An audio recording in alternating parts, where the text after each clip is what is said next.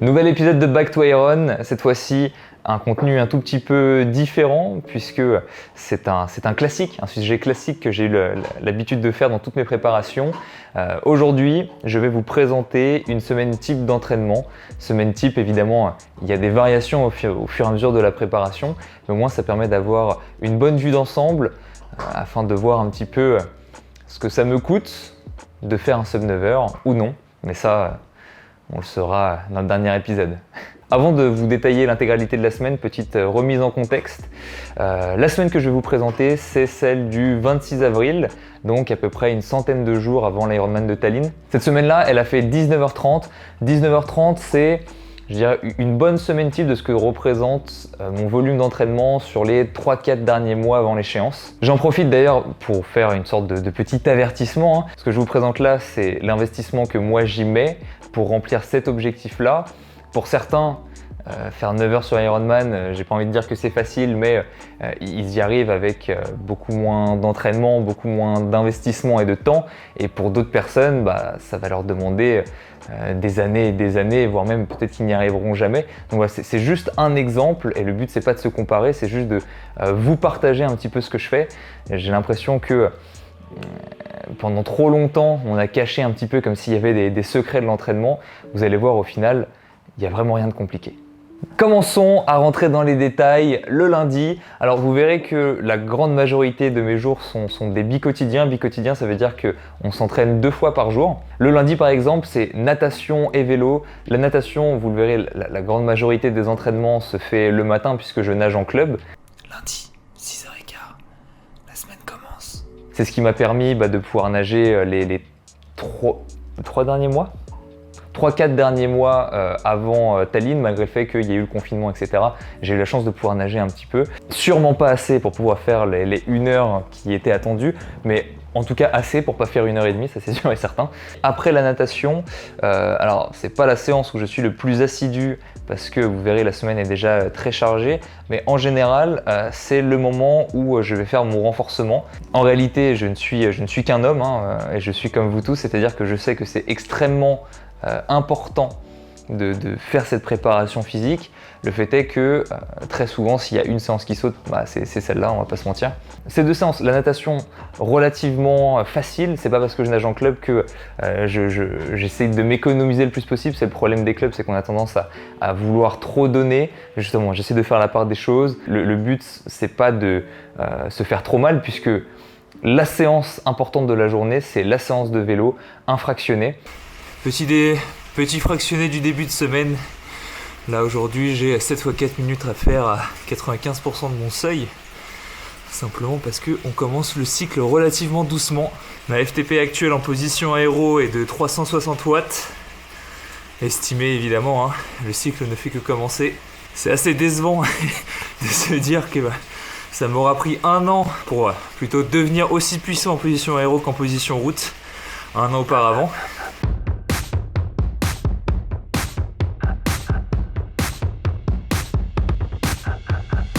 Allez, je vais me coucher moi. Ce qu'il faut bien remettre en contexte, c'est que même si c'est le début de la semaine, une semaine, il y a eu une semaine avant, donc ça paraît normal. Et le problème du lundi principal, c'est qu'il y a eu toutes les sorties longues le week-end et qu'en général, le lundi, c'est pas la séance la plus facile de la semaine à vélo, mais à la fois, ça donne un bon rythme de ce qui va se passer dans la semaine. En général, quand ça se passe très très mal le lundi, on sait que la semaine, ça va être compliqué. C'est du coup filer le Blues Monday à tous les gens là. Oui. Cette séance d'intensité-là, vous le verrez, elle fait partie des 3 séances intenses que j'ai dans la semaine. Donc sur ta semaine, tu n'as que 3 intensités? Ouais, c'est vrai que ça peut paraître bizarre, mais au final, 3 intensités sur entre 12 et 14 entraînements, on rejoint la théorie de Stephen Seiler qui ne dit pas que 80% de l'entraînement, enfin du volume d'entraînement doit être fait à basse intensité, mais qui dit bien que 80% du nombre d'entraînements doit être fait à basse intensité. La différence, c'est que si je m'entraîne 10 heures, il ne dit pas de s'entraîner 8 heures à basse intensité, il dit que si tu fais 10 entraînements par semaine, t'en fais 8 à basse intensité.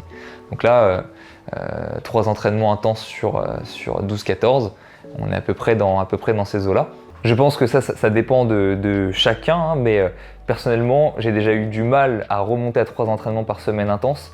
J'ai eu du mal à avoir l'énergie nécessaire pour les faire. Donc 3 flèches me suffisent, un peu comme Boromir. T'as la ref? Pas du tout, ça va être du camber encore, ça. J'en étais sûr. Voilà pour le lundi, ça fait environ 2 heures d'entraînement, voilà, une journée assez classique. On va pouvoir passer au mardi. Le mardi, journée ultra importante, il ne s'y passe rien, rien d'hyper intéressant puisque elle est constituée d'une endurance fondamentale en course à pied le matin, en général entre 45 minutes et 1 heure, et de 2 heures de vélo en endurance fondamentale. Eh bien, on vient de terminer cette journée du mardi. Là, ce matin, il y avait un petit 10 km à faire en course à pied.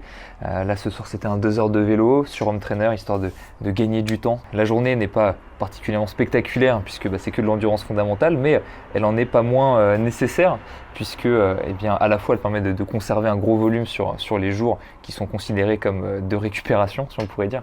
C'est pas le bon terme, hein, vous le savez, mais on va quand même l'appeler comme ça. Et tout à la fois, elle permet de tamponner un peu l'intensité d'hier à vélo qui a quand même laissé des traces, hein. Les jambes étaient bien lourdes ce matin. Et à la fois, il permet de préparer le corps pour la séance de demain, ne pas créer de fatigue superflue qui nous empêcherait de terminer dans de bonnes conditions le fractionné en course à pied qui nous attend. Une petite astuce logistique, j'ai envie de dire, entre le lundi et le mardi, c'est simplement que les 2 premiers entraînements de la journée, la natation le lundi et la course à pied le mardi, sont 2 entraînements interchangeables. Ça permet de pouvoir s'adapter. L'adaptation principale, on va pas se cacher, c'est que souvent le lundi, j'ai un peu la flemme de me lever à 6 heures. Et du coup, en général, dès le dimanche soir, je suis au courant et ça me permet d'adapter un tout petit peu mon agenda. Ça me permet de pouvoir me lever un peu plus tard et ce qui fait que 20 heures d'entraînement dans la semaine, c'est déjà une énorme charge mentale. Donc il faut réussir à se faciliter un petit peu la vie et en général, la natation, certaines semaines, le faire le mardi, ça me coûte beaucoup moins et donc les semaines passent beaucoup plus facilement. 3e jour, toujours 2 entraînements par jour. Le matin, on retourne à la piscine. L'avantage du mercredi, c'est que je ne suis pas obligé de me lever à 6 heures du matin. Ça, c'est toujours bon à souligner.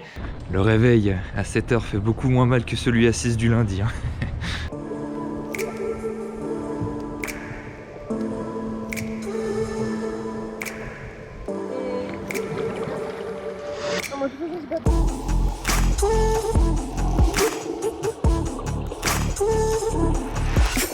Et en fin d'après-midi, fractionné en course à pied. Là, à l'époque où je tournais cette vidéo, c'était la fin du cycle de seuil haut proche de l'allure 10 km. Bon, fallait s'y attendre, hein, la semaine où je décide de me filmer. Wow, c'est la semaine où je prends tarif au niveau des entraînements. 2 dernières semaines, elles étaient parfaites. Et là, qu'est-ce que c'est dur. Ce soir, au menu, après la petite natation de ce matin, c'était un 8 x 1000. 8 x 1000 qui, dans mon cycle, je suis censé les faire à 3,20 maximum. Et j'aime bien quand ça passe en 3,19, 3,18. Le fait est qu'en ce moment, j'ai les jambes très lourdes tous les jours, hein. J'ai l'impression que ça fait 2 semaines que j'ai des courbatures. Donc on a fait ce qu'on a pu. Type d'entraînement que vous connaissez, hein. On a envie souvent de simplement d'abandonner, hein, ou alors de faire moins ou quoi que ce soit. Là, le premier il passe en 3,25, mal aux jambes, je suis en mode oh là là, dans quoi je me suis embarqué. Je peux pas leur mentir, je peux pas leur dire que ça se passe bien. Le deuxième, 3,23, petite sensation qui commence à revenir. Et après à partir du 3e, je crois qu'il y en a plus que un au milieu qui passe en 3,23, mais tous passent en 3,20. Donc le minimum requis a été validé. Cette séance-là en course à pied, c'est la seule séance intense à proprement parler de course à pied de la semaine. Je l'ai déjà dit, mais sur cette préparation-là, je me suis vraiment orienté en course à pied sur pas mal de volume, puisque je suis aux alentours de 70-75 km de course à pied. Et je pense que dans les préparations futures, si jamais il y a, je serais capable de faire plus d'intensité. Mais là, j'ai vraiment voulu prendre le temps de vraiment digérer ce nouveau volume dont j'ai pas du tout eu l'habitude auparavant. Et à côté de ça, j'ai pas non plus l'habitude de faire des séances très longues en course à pied. Ce qui fait que toutes les séances longues que je me suis imposées, vous allez le voir en fin de semaine, sont à mon sens des séances intenses en soi. Donc voilà, je n'ai qu'une séance intense en course à pied et apparemment, eh bien, ça a l'air de suffire. On a beau dire que le volume ne sert à rien, je reste toujours persuadé que ça reste un facteur important de la performance, puisque sur pas mal de valeurs, là on parle de seuil haut, c'est le cas d'en parler, en un an j'ai gagné une quinzaine de secondes. Une quinzaine de secondes, ça peut pas paraître beaucoup, mais quand on est aux alentours de 3 minutes 30 au kilomètre et qu'on arrive à descendre aux alentours de 3 minutes 15, ça commence à devenir vraiment intéressant et ça a vraiment été un step que je suis vraiment content d'avoir passé cette année. Après, est-ce que ça se répercutera sur la performance en course ou est-ce que je serai juste le champion de l'entraînement? Ça, on attend de voir. On passe au 4e jour de la semaine, le jeudi. Le jeudi, c'est exactement le même jour que le mardi. Je n'ai pas grand chose à dire de plus. La seule différence, c'est que j'ai des énormes courbatures aux mollets et aux jambes dues au fractionné de course à pied de la veille. Donc en général, la séance de course à pied est un peu plus courte, là où elle a tendance à attendre vers les 1 heure sur le mardi. Là, en général, déjà 45 minutes, j'ai eu ma dose. Et c'est aussi une séance qui est souvent beaucoup plus lente. Simplement parce que il faut conserver le volume, mais il faut pas récupérer mais limiter la fatigue, hein, parce qu'à partir du moment où on s'entraîne, on ne récupère pas. Et quand on débute, on a souvent tendance à avoir peur de courir trop lentement. Ce qu'il faut savoir, c'est qu'on est rarement trop lent sur de l'endurance fondamentale. Il y a beaucoup de triathlètes professionnels et de coureurs professionnels. Je prends un exemple, Richard Murray. 28 minutes au 10 km, bon, il fait ses EF à 12 km/h. À partir de ce moment-là, j'ai l'esprit tranquille. Ouais, c'est-à-dire que le jour où je cours en 28 minutes au 10 km, on en reparle. On peut passer au vendredi. Le vendredi, dans cette semaine précise-là, ça a été un tri quotidien. Le tri quotidien, 3 entraînements par jour, c'est la première préparation où je fais ça, très simplement. Ce qu'il faut bien comprendre, c'est qu'entre 2 entraînements par jour, c'est relativement simple à mettre en place, entre guillemets, parce qu'on peut s'entraîner tôt le matin et on peut s'entraîner tard le soir, et on a toute la journée pour travailler. Le tri quotidien, c'est vraiment un autre monde, et à partir du moment où on fait 3 entraînements dans la même journée, c'est très difficile de faire beaucoup d'autres trucs. Parce que même en termes de concentration, même en termes d'énergie dans la journée, il nous reste vraiment pas grand chose. Donc là, cette semaine-là, c'était une semaine particulière parce que je ne pouvais pas nager le samedi. Donc je faisais natation le matin, course à pied et séance intense de vélo le soir.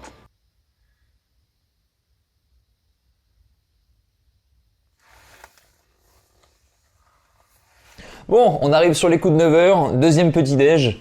Le gros avantage de s'entraîner le matin, c'est que pour les gourmands, le meilleur repas de la journée, on le prend 2 fois. J'en prends un petit premier avant la natation, simplement une banane, une orange, un yaourt. Et là, je prends mes protéines, œufs, pain, avocat. Aujourd'hui en natation, 4100 mètres, ça faisait un petit bout de temps que j'avais pas nagé 4000 mètres, ça fait plaisir. Cette semaine, après la reprise, on va dire que l'eau accroche de moins en moins. Aujourd'hui, journée un peu particulière puisque normalement le vendredi je ne nage pas, je nage le samedi, mais demain c'est férié, donc aujourd'hui je suis contraint, entre guillemets, rien de me contraint, mais je me l'impose de faire un tri quotidien. Le matin, natation, j'ai de 9h à 11h pour travailler, ensuite de 11h à midi je vais courir, et ensuite de midi à 19, 20h, eh bien je travaille avant la dernière séance de la journée, dernière séance qui est le dernier fractionné.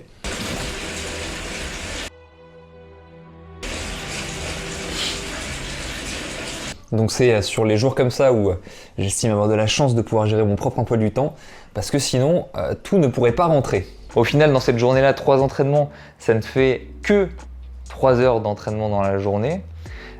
Mais comme je vous le dis, c'est pas la longueur des séances qui fait la fatigue, c'est vraiment le cumul et le fait de se remobiliser à chaque fois. Et est-ce qu'il y avait des entraînements que tu fais en trop dans ta semaine, qui sont pas utiles, qui sont superflus?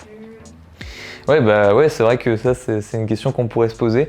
Ce qui est sûr, c'est que statistiquement, il y a une corrélation entre le volume d'entraînement et le niveau de performance. Ça, c'est indéniable. Dans énormément de systèmes d'entraînement, on voit qu'en réalité, le volume d'entraînement est une énorme base à avoir. Alors évidemment, après, il ne faut pas confronter volume d'entraînement et intensité d'entraînement. En réalité, c'est en ayant des entraînements à haute intensité, des allures variées sur l'année et une grosse base de volume d'entraînement que la performance va arriver. Donc à la question est-ce que je fais des entraînements en trop, ceux qui s'entraînent de manière minimaliste se diront très certainement que oui, c'est-à-dire que peut-être qu'en faisant sauter une course à pied ou un vélo de 2 heures, en réalité ça me retire 3 heures sur la semaine et j'aurai une performance pas forcément très différente. Le fait est que je me pose pas forcément la question quoi, et que même si ça me permet de m'améliorer 1% plus vite, au bout d'un moment la performance quand on commence à pousser son corps jusqu'à son maximum quasiment, 1% c'est déjà énorme et si c'est ce qu'il faut pour le prendre, je le prends. Les 5 jours de la semaine sont déjà terminés, on a déjà réalisé en général entre 12 et 14 heures d'entraînement sur ces 5 jours-là et le reste du volume va se faire le week-end, principalement avec les 2 sorties longues, une à vélo, une en course à pied. Alors le samedi je fais ma sortie longue de vélo, à savoir que quand je nage le matin, je fais ma sortie longue l'après-midi, quand je ne nage pas le matin, je fais ma sortie longue le matin. Le fait est que d'un point de vue social, c'est quand même mieux de faire la sortie longue le matin, surtout qu'elles sont relativement longues, donc quand on la fait l'après-midi, autant vous dire que vous n'avez pas de week-end. Donc c'est pour ça que ce tri quotidien du vendredi, on va dire qu'on prend du temps en semaine pour se libérer un petit peu le week-end et pouvoir avoir un peu plus de temps. Quand je dis longue sur ces sorties longues, par exemple là sur cette séance en particulier, c'était de peut-être 5 heures de sortie longue. Bon, on vient de terminer la sortie longue, 5 heures, qui ont été réalisées sur Home Trainer aujourd'hui parce que il pleuvait.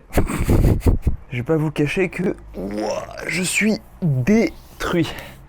Là, sur cette sortie longue, il y avait 3 fois 30 minutes allure Ironman, juste pour voir un petit peu comment le cœur réagissait et s'il y avait une petite dérive. Mais aujourd'hui, c'était particulièrement dur. Déjà, petite surchauffe. Là, j'ai dû essayer de me rafraîchir un tout petit peu parce que je commence à avoir mal à la tête. Ça arrive quand on est à l'intérieur, évidemment, il n'y a pas le vent. Des 3 heures, des 4 heures, j'en ai déjà fait des dizaines et des dizaines. Et là, au bout de 2h30, je n'ai qu'une envie, c'est que ça s'arrête. À la suite de cette sortie longue, normalement, systématiquement, je fais un bike and run. Je n'ai qu'un seul bike and run dans la semaine. J'aurai peut-être l'occasion d'en parler dans une autre vidéo, mais c'est vrai que de mon point de vue, le bike and run, d'un point de vue scientifique, pour moi, je ne vois pas d'intérêt physiologique particulier. C'est pas sur, il n'y a pas une caractéristique physiologique qui est particulièrement développée par le bike and run qui fait qu'on court mieux après le bike. Pour moi, c'est plus une question de développer une certaine perception de la douleur, une certaine résilience à la douleur qui est très spécifique à la course à pied après le vélo. Mais au-delà de ça, il n'y a pas vraiment d'intérêt. Donc voilà, pour moi, un bike and run par semaine quand on fait du long, c'est largement suffisant pour développer cette résilience à la douleur. Là normalement après cette sortie longue, le samedi normalement c'est un bike and run, j'ai juste une petite demi-heure de course à pied à faire, mais là je suis trop détruit. Je préfère m'économiser, on a déjà été assez bête aujourd'hui comme ça, des bike and run il y en aura plein d'autres. Là aujourd'hui on va se préserver un tout petit peu et puis faut voir le côté positif des choses, au moins la sortie longue de course à pied de demain, on devrait avoir des jambes un peu meilleures. C'est l'heure de passer au dernier jour de la semaine, le dimanche. Le dimanche, sortie longue de course à pied. Pendant cette semaine-là, c'était une sortie longue de 2 heures. D'un point de vue logistique, encore, je pense que c'est important, en plus de juste vous expliquer ma semaine, de vous dire pourquoi je place mes séances de telle manière. Pourquoi est-ce que je fais la course à pied le dimanche et le vélo le samedi? C'est pas du tout pour courir avec les jambes fatiguées. Certains entraîneurs défendent que ça permet de travailler avec, justement de retravailler encore une fois sur cette résilience à la douleur qui est particulière, de courir avec les jambes fatiguées et que ça va préparer à la douleur qui sera perçue sur Ironman.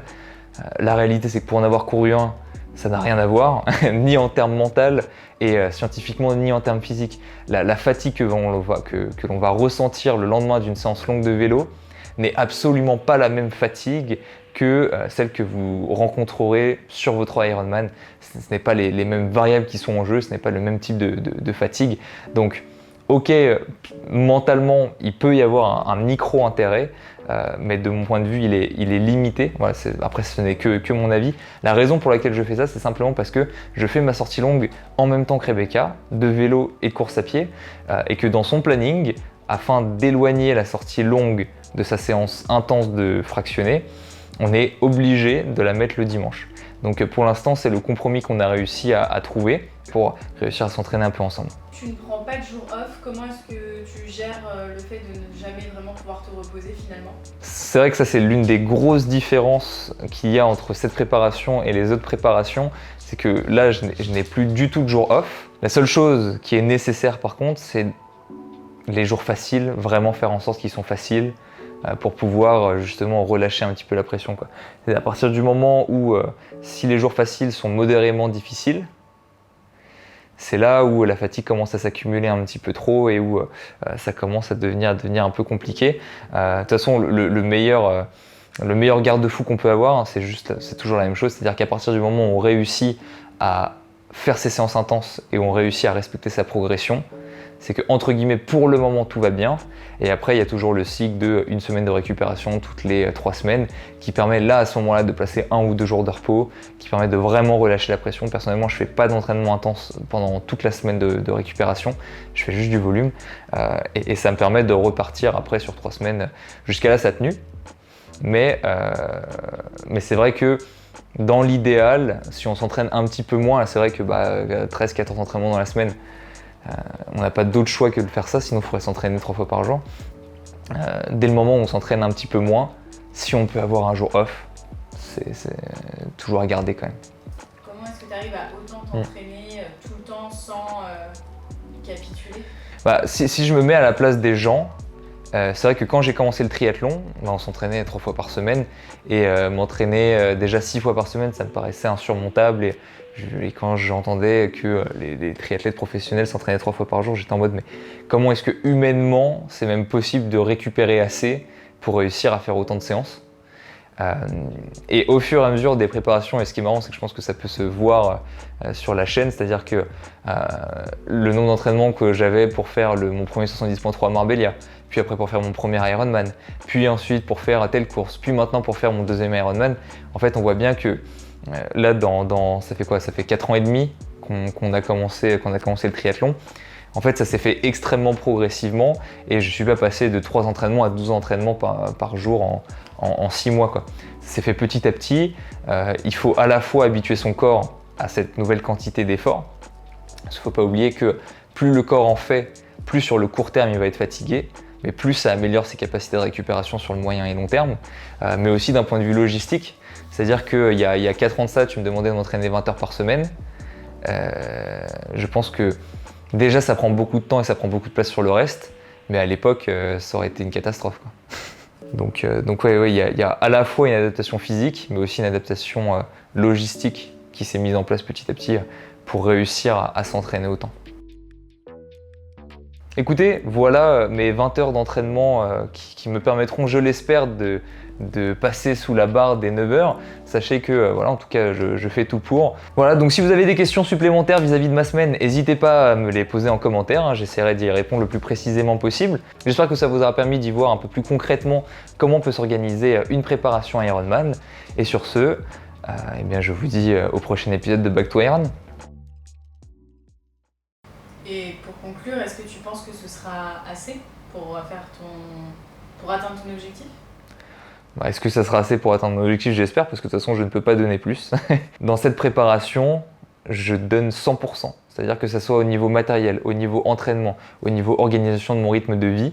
Si je ne fais pas 9 heures, en fait, ça ne me fera... Enfin, je serais forcément déçu parce que ça a pris une grosse partie de ma vie. Mais en tout cas, je ne peux pas m'en vouloir parce que j'aurais tout fait. Genre là, de tout ce que je mets en place, je ne peux rien rajouter. Rien. De toute façon, si ça marche pas, c'est parce que tu auras manqué de temps. Ah, mais quoi qu'il arrive, oui, c'est forcément toujours une question de temps. Ce dont je suis sûr en tout cas, c'est que le jour J, j'essaierai de faire ça de 9 heures jusqu'au bout. Ouais. Et il n'y aura pas de juste milieu, quoi. Il n'y aura pas de 9h10 ça me suffit. C'est soit je donne tout et au final je donne trop et je fais 20 km en marchant, soit ça passe, très simplement.